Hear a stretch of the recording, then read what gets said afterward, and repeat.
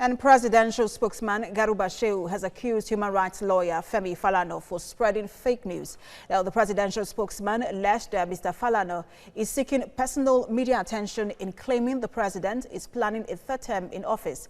He added that the report is far from the truth and that President Buhari has made it clear that he has no interest in staying in office beyond 2023. Mr. Shehu says the president will not seek to amend the constitution regarding the two-term limit on holding office.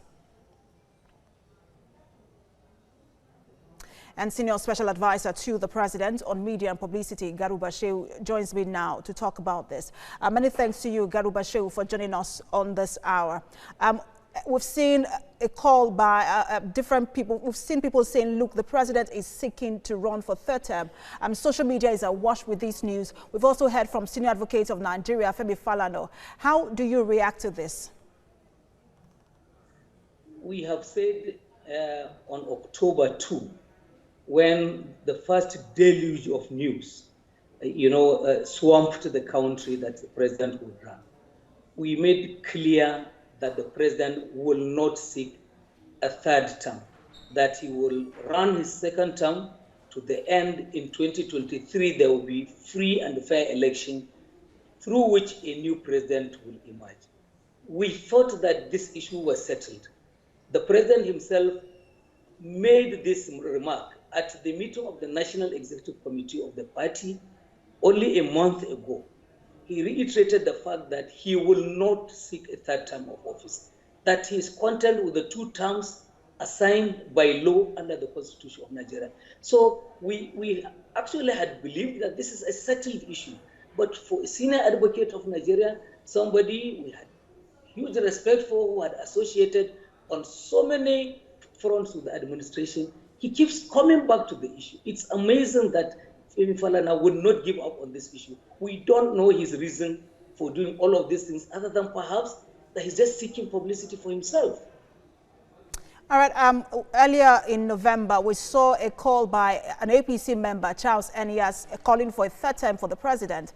We've also seen a member representing Benue State at the House of Assembly, John Day, calling for a single term of 6 years for presidents and governors. And many say, look, this might be a strategy by the presidency. How would you react to that? Well, the party at some point actually made clear that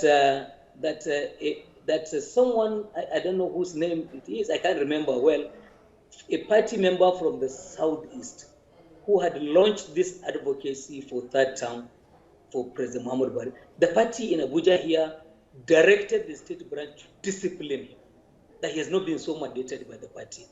As for the one who is seeking 6-year term for presidency in the parliament is the hub, is the platform for all ideas. So if somebody brings ideas of their own and that they say this is what they want, you can't link these things to President Muhammadu Buhari. In any case, if anybody wants to do 6-term presidency after this one, President Buhari will not be there, he will not participate, he will not be a part of it. All right.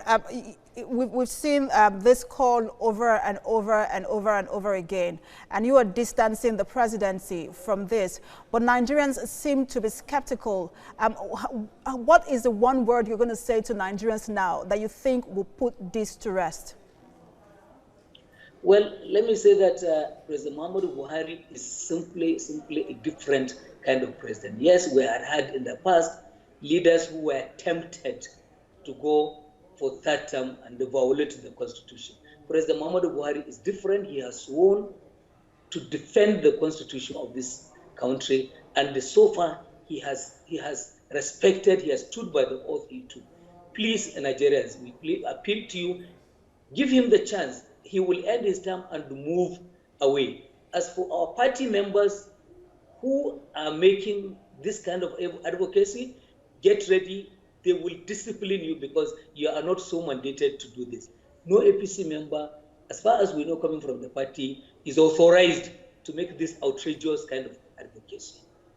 All right, let's talk about security now. Garba Shehu, the president recently, the 56th or 57th ECOWAS summit held in Abuja, and one of the major issues was cross-border terrorism. Although the presidency keeps insisting that Boko Haram has been defeated, but we've seen attacks by Boko Haram. What has been done to ensure that people living in the Northeast during this Utah season do not have a repetition of security challenges? Well, what we are doing from here is that the president has, as you know, authorized action on two major fronts. There is increased recruitment into the armed forces. There is also increased procurement of military weaponry. You have to kit them, you have to train them, all of these things are going on. But above all, the meeting we had of ECOWAS only last week actually is to re-strategize and bring together everyone on the table. These things can't be defeated by just one nation alone. We need to come together because, as the president said, interests of various colors are dropping. Weapons are being airdropped into Libya. The Europeans have people, the government they support, UN is supporting a particular government, some rich Arab countries are supporting, and they are all sending arms. And some of these arms are finding their way to the Sahel.